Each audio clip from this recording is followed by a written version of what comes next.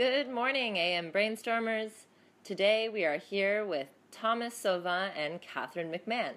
Thomas is a French photography collector, editor, and curator who lives in Beijing, China.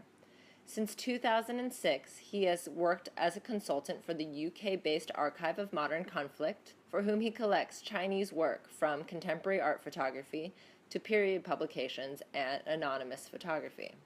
Over the past 6 years, Thomas Sauvin has collected negative film that has been discarded into the landfills of Beijing, amassing over 500,000 negatives and organizing them into a digital archive. The Silva mine tells the story of contemporary China in its adolescent years, from the mid-90s to the mid-2000s. Catherine is a designer, researcher, and historian based in Shanghai. Her work focuses on the intersection of technology and nature, histories of digital representation, and more recently, the role of craft production in contemporary society. She studied architecture at the Rhode Island School of Design and the history, theory, and criticism of art and architecture at MIT. She is also the co-founder of the design studio Atlas. For this unique edition of A.M. Brainstorm, Thomas will discuss not only his interest in and process of archiving this monumental collection of film, but also how he works with other artists, designers, and filmmakers to recontextualize the works of strangers into other forms of printed matter, namely books and contemporary artworks.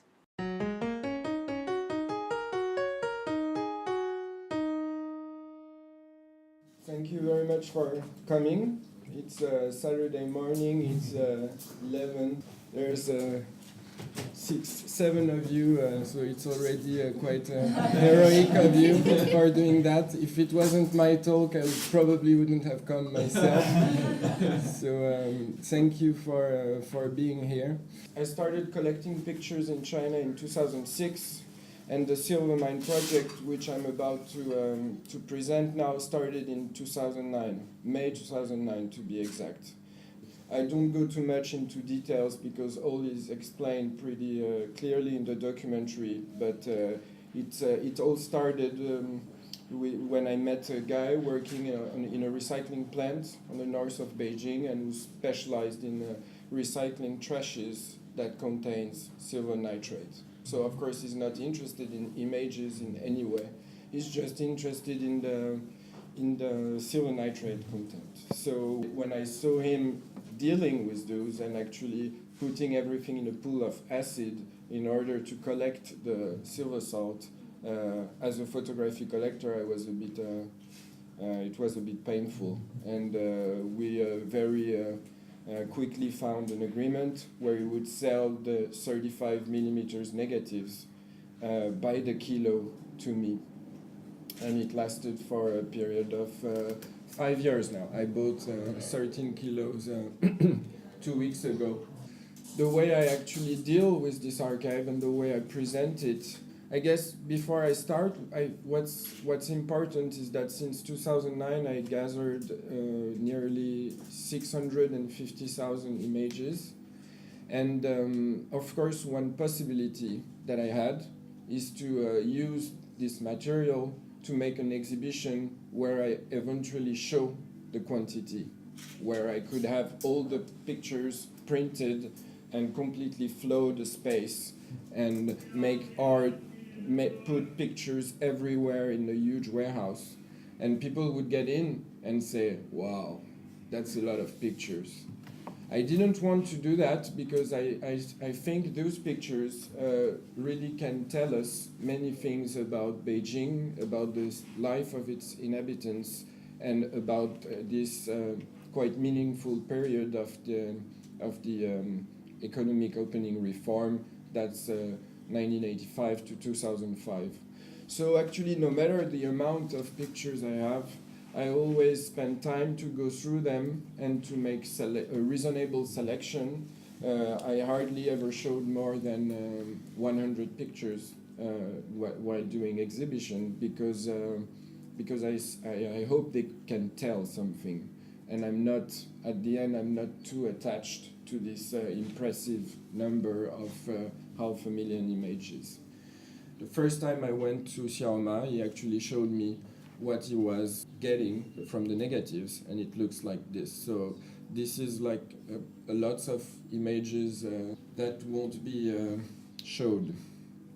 So I always like to show this picture first, because it's obviously the first picture that was taken in this person's life. And we always have to keep in mind that a piece of negative is like 3.5 centimeters long. It was exposed for a very short amount of time, a few decades ago, developed. It eventually gave birth to a print, or not. It was stored in a shelf for a couple of decades, and one day, for a reason I don't exactly know, the person who owned the negative decided to get rid of it. This negative was about to go in a pool of acid. Before that, it was salvaged, scanned, and it showed to you today. And with this tiny bit of plastic, you actually can find a lot of information about this person, about this situation. You see it, it's obviously right after birth. If you look very carefully, you can see the date, you can see the name, you can see the weight of the baby, you can see the name of the hospital, and eventually you can see how warm the room was. So it says that basically when dealing with these images, there's a lot of trails and a lot of things you can explore. When I dealt with these images, after a couple of years, I realized that many things are about China, and many things are about human being at large, are about life. The photo could have been taken in China, they could have been taken in Europe as well.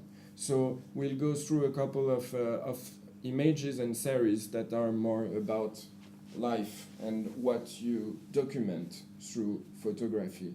Obviously, you have a baby, you take a photo of him. I'm a bit overwhelmed with baby's picture now, and it's my nightmare. But sometimes a nice thing happen. For example, this kid who's obviously walking for the first time on top of Tingshan, and his mother was pretty proud of him. Sometimes it's not so successful, and the mother come to rescue. Eventually, in China, very quickly, you have a picture of your kid with a bottle of Baijiu, because that's the way things goes. After the bottle of Baijiu, you might need a tiny nap.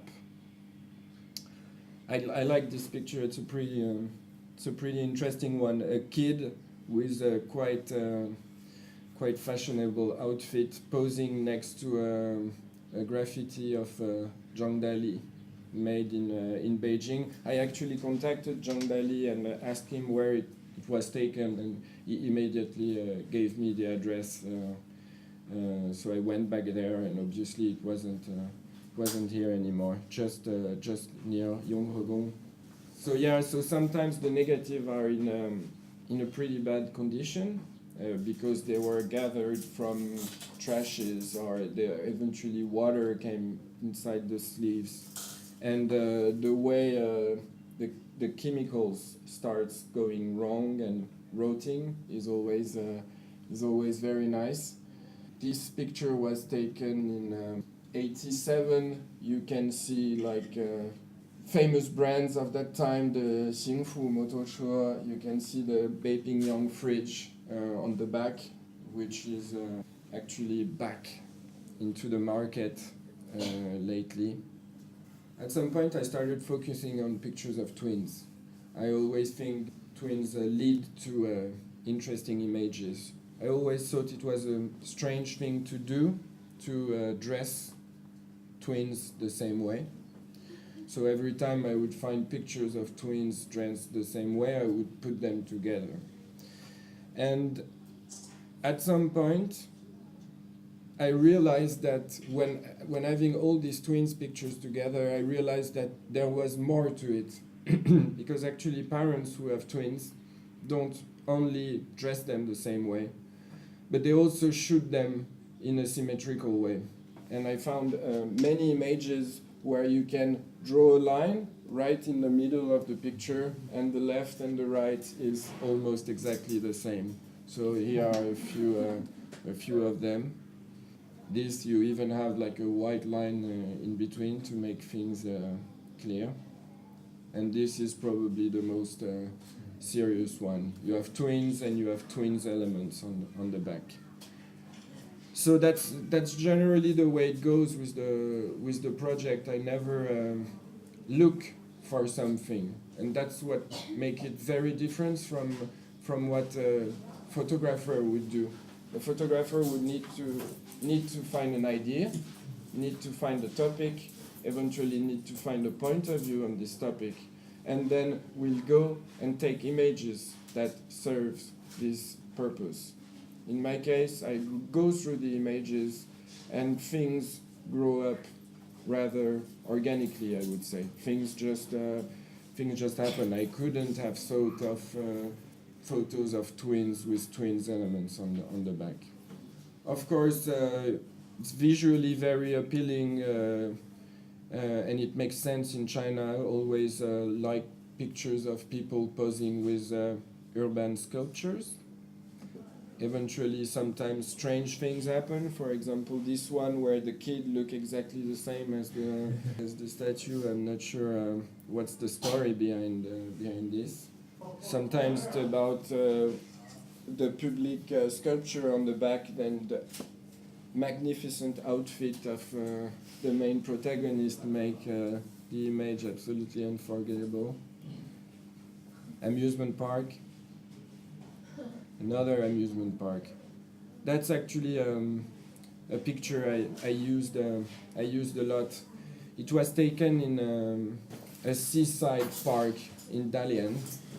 It was pretty easy to find out. I went on Baidu, I typed octopus, shark, sculpture, and that's the first images I found. And what's very strange is that out of the entire collection, it's the only one I found of this theme. And actually I know many other sculptures which are like probably 20 meters or 40 meters away from this sculpture, and these I have a lot of them. But for this one, I only have one. I'm not sure to know why. Probably they blocked the area so people don't go up because it was dangerous or something. So that's an image I always use a lot. There is something pretty disturbing with the proportion, and so when I make exhibition, I tend to use it as a wallpaper. That's an exhibition I did in March in Chicago Museum of Contemporary Photography. That's an exhibition currently on show in Vevey in Switzerland, with a 9x6 shark by the water. And so to come back to the public sculpture, yeah, or amusement park, it's always nice when something goes slightly wrong with the proportions, and when you have like tiny elements next to huge tigers. So of course I like this one pretty much. Mountain. So that's a pretty interesting one actually. It's a mountain in Shanxi, if I'm not mistaken. And the guy, we can't see really well because it's a bit bright, but basically you have a machine with like xianqi, which would be like mystical smoke, or whatever you can translate it. And here there's like a board saying 1 kuai to take a photo, 2 kuai to take a photo with like the mystical smoke. So you have like smoke going on like this. I posted this one on Weibo as soon as I found it, and it went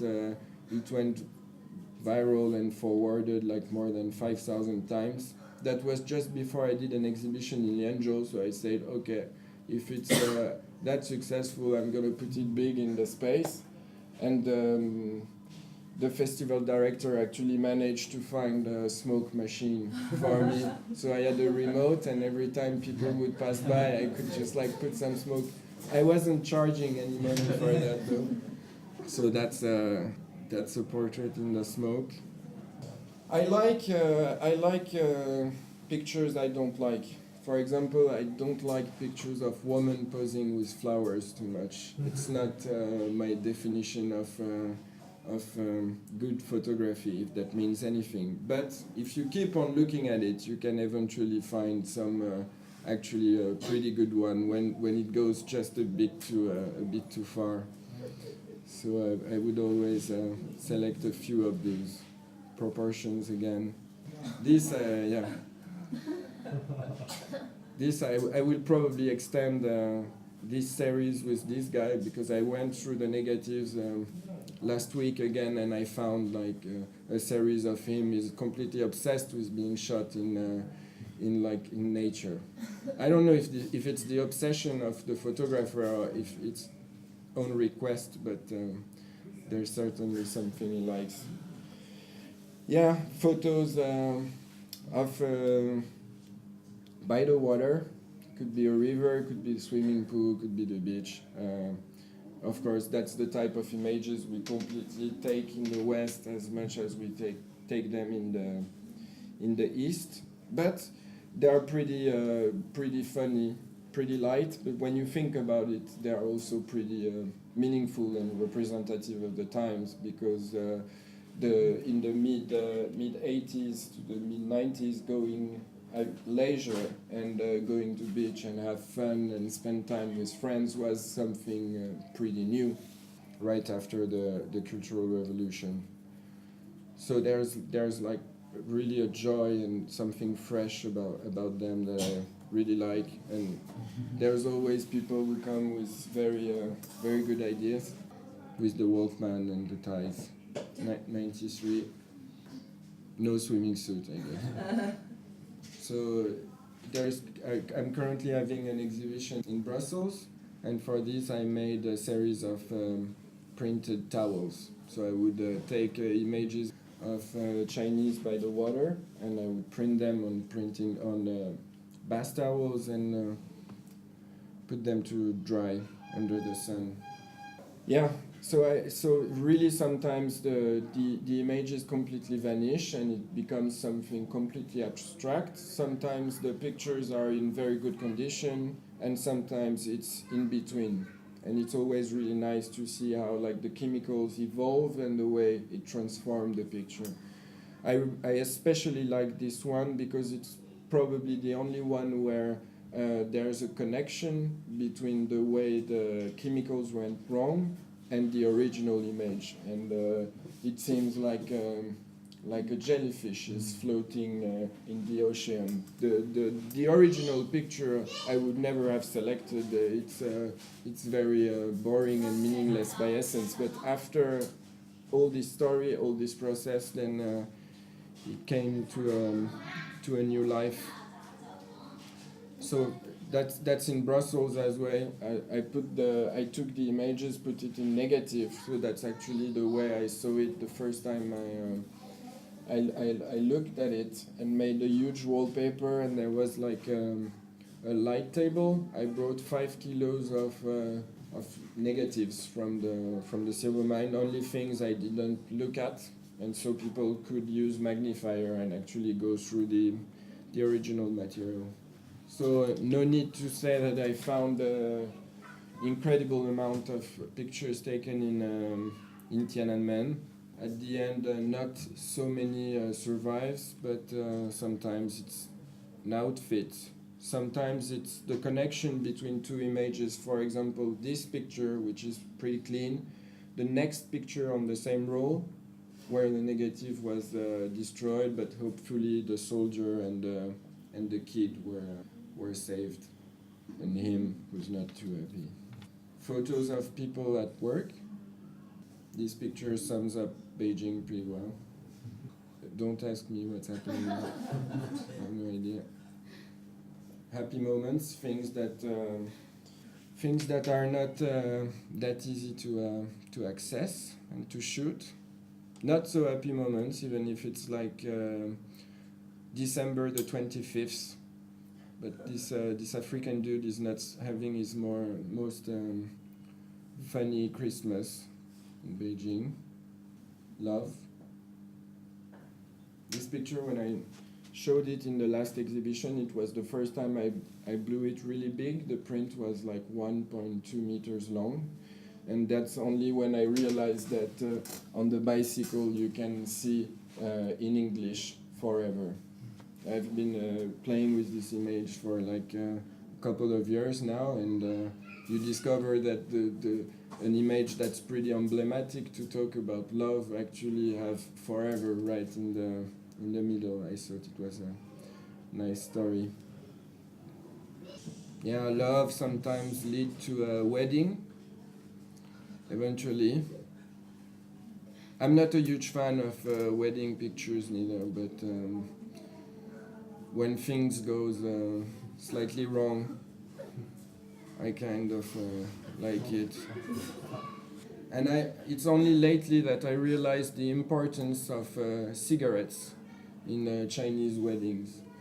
Every time you do a wedding, you have to light cigarettes for everybody. So I like this connection between love and cigarettes. I might do something with this in the future. And I thought the handmade wedding bong was an accidental thing, but actually it's not really. Something you can find in many forms. And this series, which is more directly related to Beijing and the story of the city and the story of the life of its inhabitants. So acquiring TVs, women posing next to their TVs. Lucky households have one TV. Luckier households have two TVs.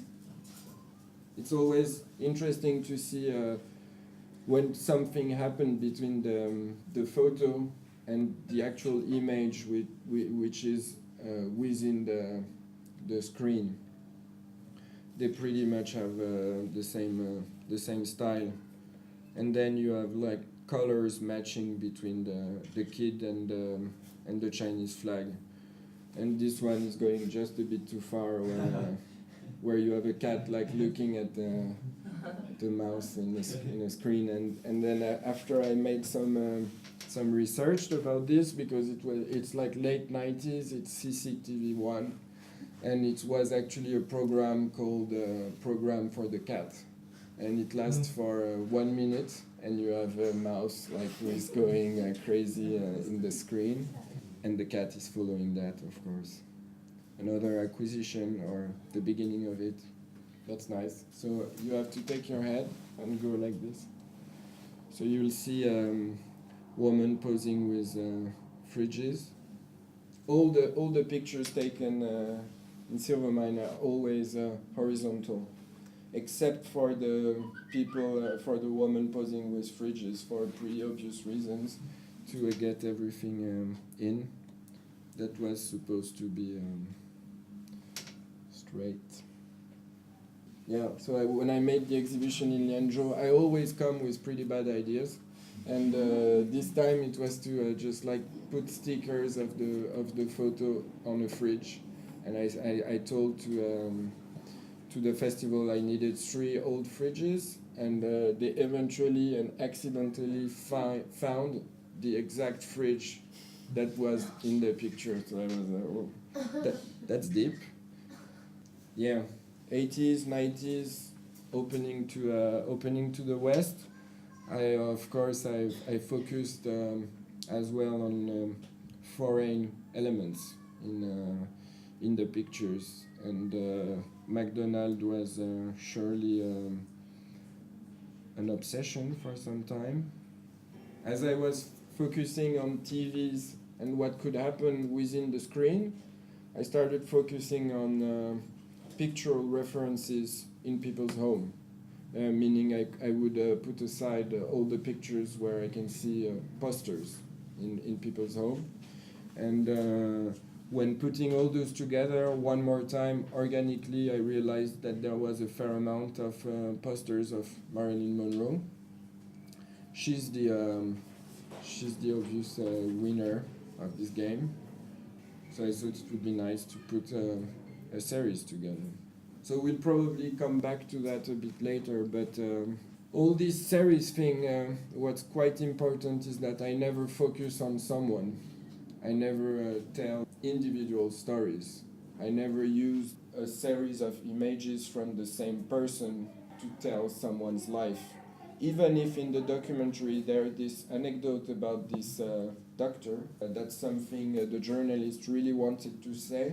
It's all fine with me, but it pretty much goes the other way of what I'm actually trying to do. No matter if it's in books or in exhibitions or in talk, I will never use two images from the same person. I'd rather find like other elements, other links to put the images together. So that's in, of course, from the like early 90s, mid 90s, I started finding images of Chinese going abroad, traveling, and first destination was Thailand.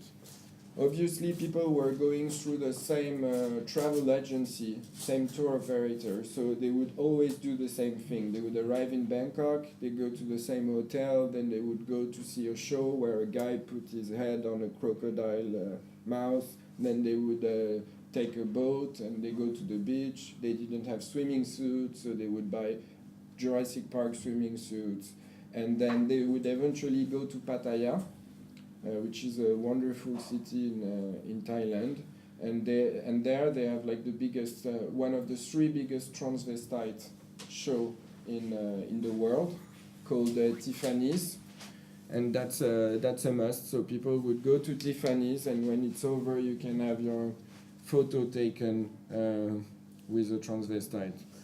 You're there with your wife. And after all, it's not a woman, so you can basically do whatever you want. And this husband was pretty straightforward. So while focusing on pictorial elements in people's home, I started focusing on appearance of old master paintings that was presented in the documentary. But when you see this image individually, you don't really even notice this white dot. The fact that it was actually taken with a flash and that there's a reflection on the oil painting. It's always when putting things together that unexpected themes or unexpected series would appear. So traveling, I said, why not put this guy in? People are pretty obsessed with selfies nowadays. Well, before phone photography, selfies were already existing, but they were pretty hard to shoot, and you could almost be guaranteed that the focus would always be made on the back and that your face would be blurry. But it didn't change much. People still make weird faces when they take... it's not a very comfortable position, I suppose. Yeah, that's it for a quick introduction, not so quick, introduction about the project. And 2 years ago I made a series of little albums out of it. Albums that I took here that are actually showcased in the library next door. So if you want at some point to come and take a look at them, they're on the floor. And basically, as you may have noticed, I never invent anything. I never create, in a sense that I do not take pictures myself. I'm not a designer, but I like to use existing material to make something out of it. So that's what I did with Silva, obviously.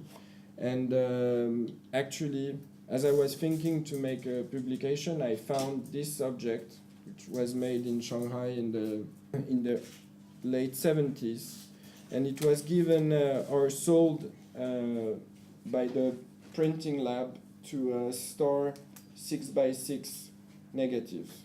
So you have 12 frames, you get the 12 pictures of a 120 film, you can just put them in the frames, and that's a very good way to look at them without touching them. And if you need to enlarge one of them, you can take it out. I thought it was a very nice object, almost only handmade. So I worked with a designer, a Chinese designer who is now based in Hangzhou, and who was originally based in Beijing. And I asked him to just revisit this object, to make it pretty similar, but in a format which would allow me to actually put Kodak prints, so 35 millimeters format. When we agreed on the format and everything, I went to the Kodak shop around the corner, just like 10 meters from my studio, and I asked 20,000 prints to the guy. He told me that my Chinese was really bad. I told him that I did want 20,000 prints, and so it's only individual prints which are put one by one in these albums. And then now you have a rough idea of the few themes I explored while going through the negatives, and you can always find two themes that works together in one album. So for example, the green album will showcase pictures of birth and childhood and pictures of twins. So single and double. Then if I take another one, the orange one, so that's the designer just, I really like the object. 20 pictures was not enough to have a good idea of the project, so I asked him to work on 4 different designs, and this is something he completely invented by himself. It's not inspired from an existing design. And the orange one will be the opening to the west, so you'll have posters of Marilyn Monroe on one side, McDonald's on the other side, and it goes like this. This you have leisure and work. This you have woman posing with TVs and woman posing with the fridge. And this you have happy moments and transvestite. Doesn't really make sense, but it's my book, so I do what I want. And probably even more briefly, 2 other books, and then we'll go to the questions or if there's any. This is something completely different. Now a big problem that I have is that every time I show an image, people think I found it in trash, but it's not always the case. I actually collect other things in other places. And since 2009, I collect these head-to-toe portraits, really small ones. They are like 7x5 per 2x5. You can only find those in China, and it was the cheapest head-to-toe portrait the studio could offer. Actually, you take a 4x5 negative, you put a cache in front of it, and with this technique you can take 3 head-to-toe portraits with 1 negative. And that's something I started to find a bit everywhere, online, in flea markets, in auctions. And they're amazingly boring on their own, but when you bring a lot of them together, then there's something sociological about it that I found interesting.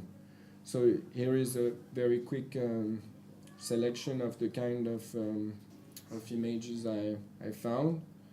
And then once again with the same designer, we decided to make a book out of this. And he came with the idea of making a sampler. So the object looks like this. And then when you take this black brick out of it, you actually have a selection of 60 head-to-toe portraits, where you can see the picture on the front, and you can see the back of the print on the back of the book. So if there was anything handwritten on the back, or if there's nothing handwritten, but just the way the prints get slightly dirty over time, this is something you can find. So this I put on the floor as well if you want to take a look. And the last one, which is once again something very different from the other, it's all photographs, but it's different in the approach. This is an album I didn't make. I found it in a flea market about 1 year ago. It's a bit boring at the beginning. It's a grandma posing with instruments. And then you come to this page, which starts to be a bit intriguing, because you can see like 3 portraits of her, different outfit, different background, but the face is exactly the same. The expression is exactly the same. This was taken with color negatives. It's not hand colored, it's color negatives, made from color negatives, done in the early 80s in Shanghai. And I thought the series was pretty interesting. I kept on going to the album, very boring. And then these 2 pictures of her posing next to her TV with different outfit, exact same expression, and the way her like little finger is posed and on the table is exactly the same. And it goes on like this for a series of 8 pictures. I thought about the reason why this series would exist within such an album, and I have a couple of ideas, couple of trails, but I never really found why. And every time I show it to people, they have like a different theories about it. So about, what was it, probably 10 months ago, the Dutch curator Eric Kessels came to Beijing. I don't know if you know about him. He's a photography collector. He makes a lot of books.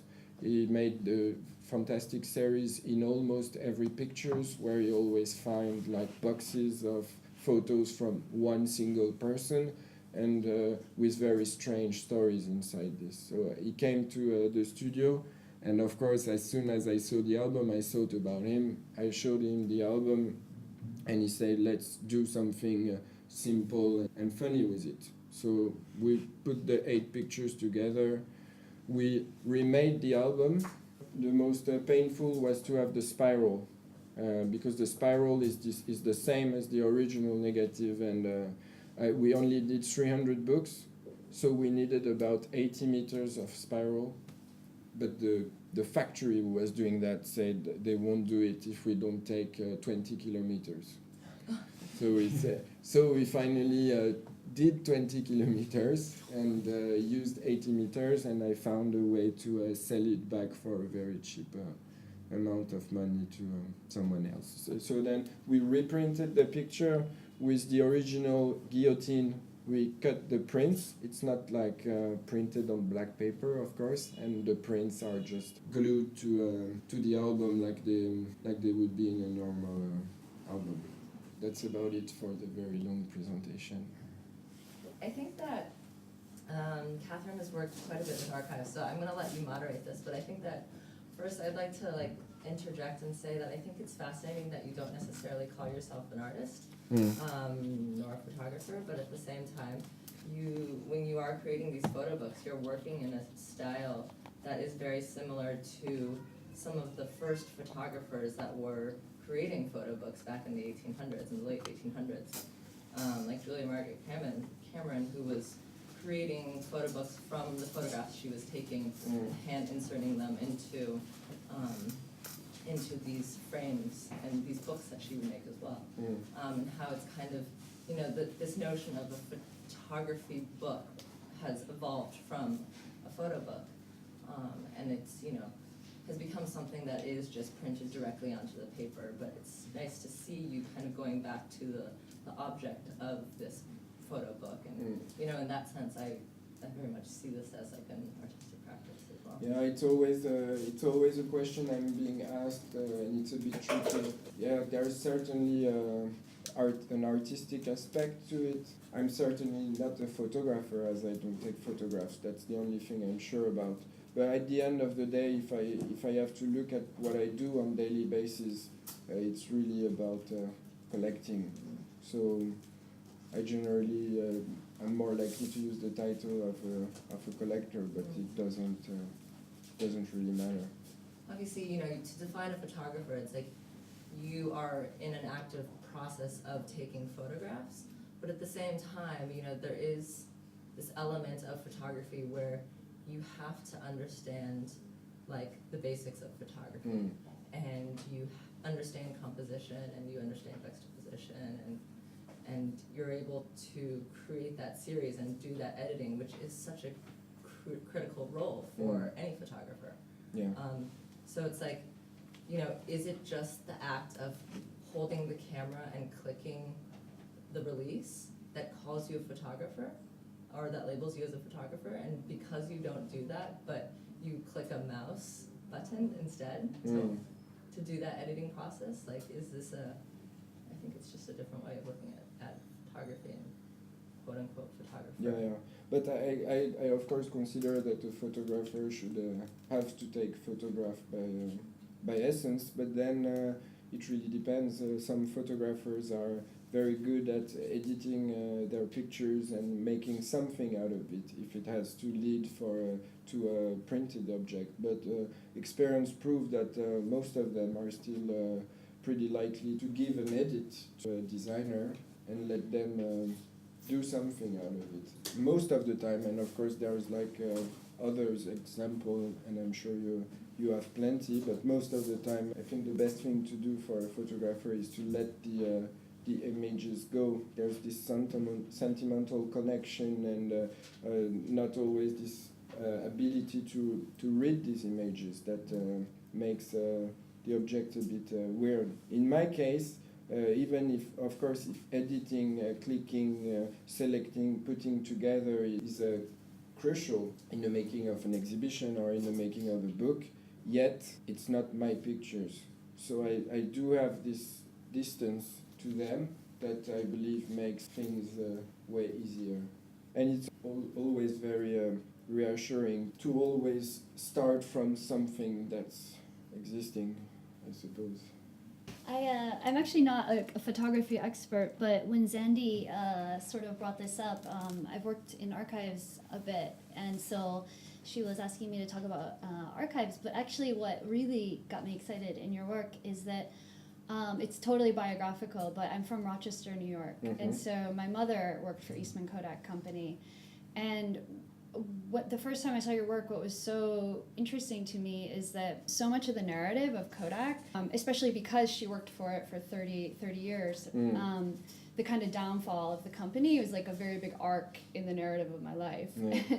And she actually ran a silver nitrate plant. So like one night she brought home like a block of silver nitrate, and we had to like lock all the doors.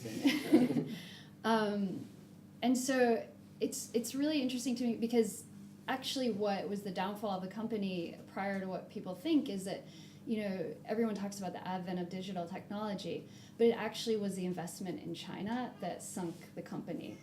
They didn't foresee the leapfrogging to digital, and they thought that this wave of kind of film would last like, you know, at 50 or 60 years, and that there would be kind of a progression following. So you mean it's both, it's the rise of digital and at the same time the money they invested in China thinking it would last for they built a crazy amount of plants here, chemical plants, and they sunk all their money, and then all the Kodak Expresses that you see that are now all repurposed as like clothing stores, which I think is really cool because all the signage. And I actually also I went to MIT, which George Eastman kind of dumped all his money into that institution. So I find it like really exciting to think about kind of in terms of a multinational corporation. It's kind of a story of like globalization with kind of the body of these images and a kind of rise of one consumer society and then the kind of fall of this company alongside. So that for me, I wanted to know more, and I was curious because you're sort of talking a lot about the materiality and the technology of the images.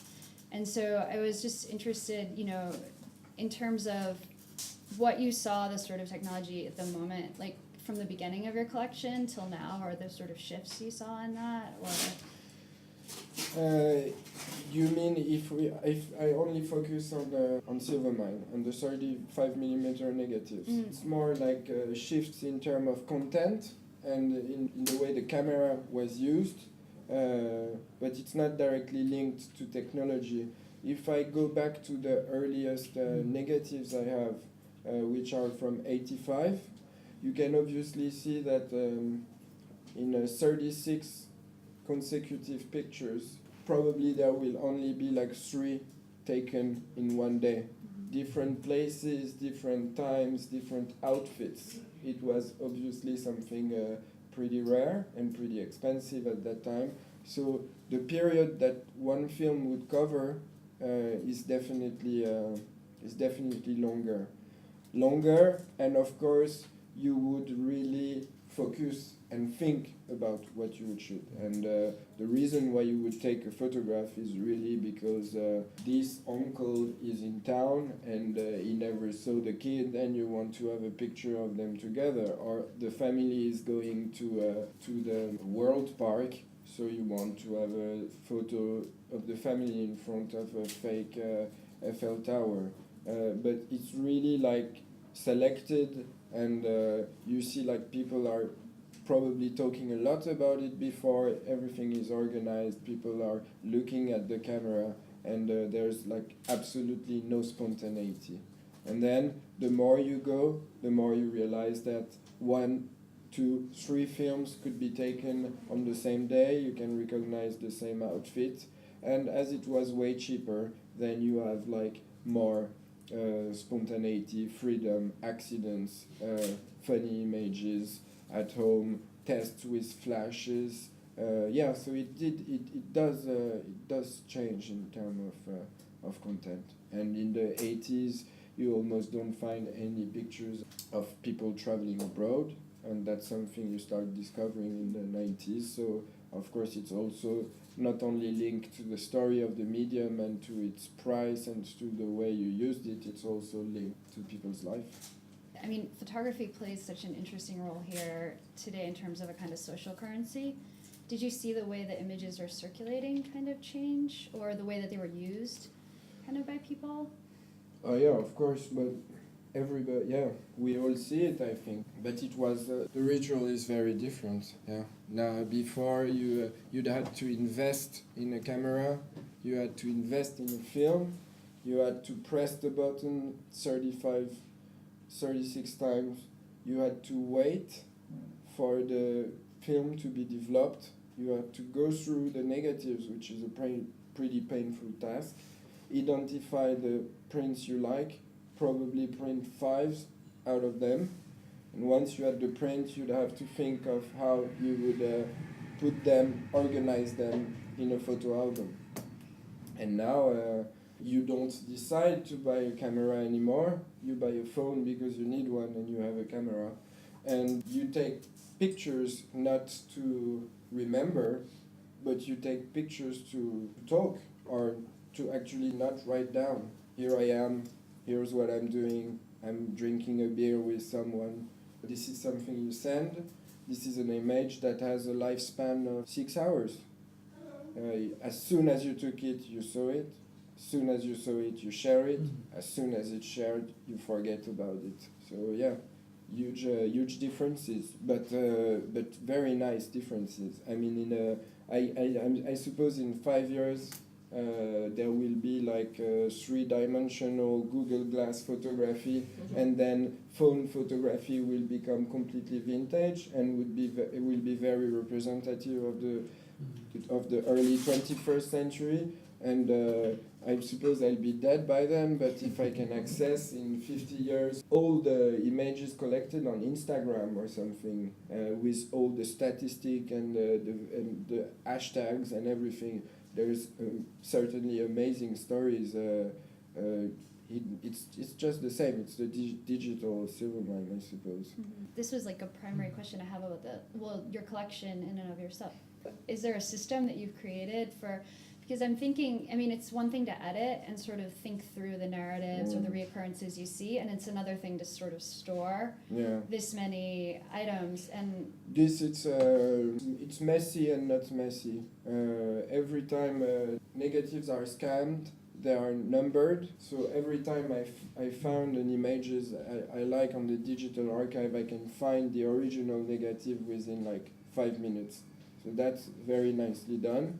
What's not nicely done is that the negatives are in a pretty humid room, and they keep on changing themselves, and there's actually no way to save them. The negatives, they are wet. If I was to just like dry and put in non-acid plastic sheet each and every of them, yeah, I'd rather die, I think, than doing that. So they keep on changing, which is absolutely fine with me. And then the way I edit pictures on the computer, pretty nicely organized, yet very archaic. I do it a bit like my mother would do it. I put stars to images I like, and but no professional archival, in the sense that every time I see a picture, I don't write twins, symmetrical, blah blah blah. Okay, so there's no like sort of metadata created about these. Absolutely not. And actually, the best way to do it, if it has to be done one day, is to do it at once when the project is over, and when I have a very good understanding of how to do this with a professional. And in a period of 6 months, I find like 3 persons. If I started to just like hashtag things from the very beginning, then there's so many things you don't know, so many things you don't think about, that it makes the work completely useless. So I'd rather just like collect, scan, archive, and when it's over, when this Xiaoma guy is not able to provide negatives anymore, then I know that I have 850,000 images. I know it will take this time. I will probably do it one day. I should. It's not compared to the work that it is to actually digitize the archive.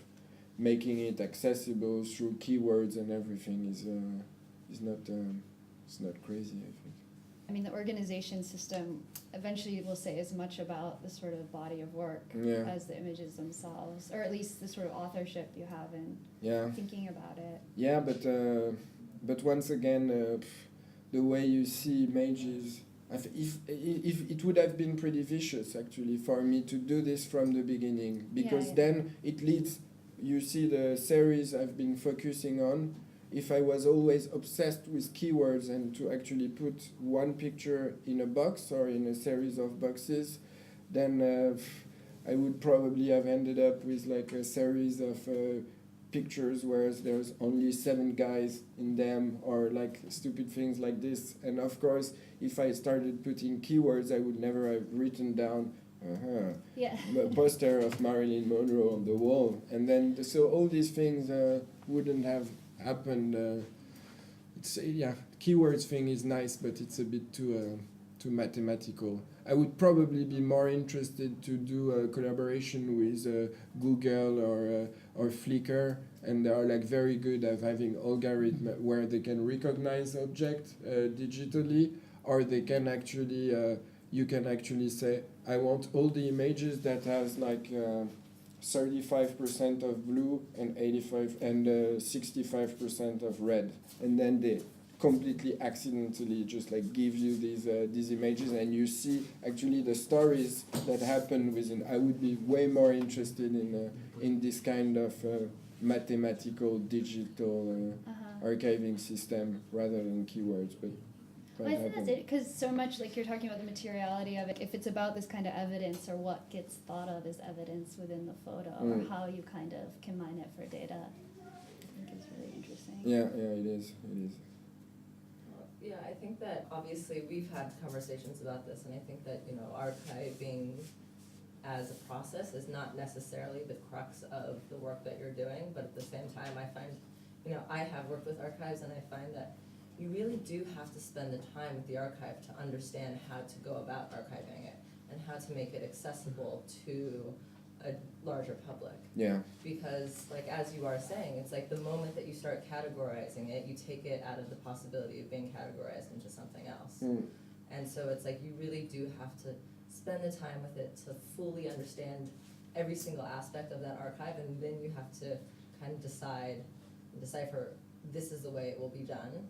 Because, half of the times, like, I've worked on, archiving, like book collections, and then you go and you do the whole archive because you have, a somewhat superficial understanding of the archive. And then you get to the very end, and then you're like, oh, well, I feel like it should have been done that way. Or then you like get to, you know, a book after like number 500, and then you're like, well, you start to see other patterns, and like, Yeah. but then you can't necessarily go back to the beginning because it's this kind of endless process. Yeah, that's always what I thought, and the reason why I was never in a rush to do that, because the day you start, you need to have like a perfect idea of how to do that, and I think honestly that there's no way to do this without someone who's specialized in that.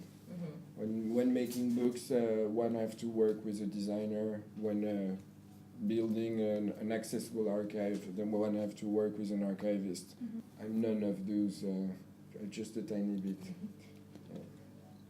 You sort of talked about like when the project's over. So it's just like literally the flow of images stops? That's the sort of close? Yeah, it would make sense. It would make sense to, as long as he provides images, I should take them in and include them to the archive. Then the day is not able to provide them anymore, or not in significant quantities, and we're not too far from this day, then I could claim that the project witnessed the death of analog photography in China, which sounds very good. Like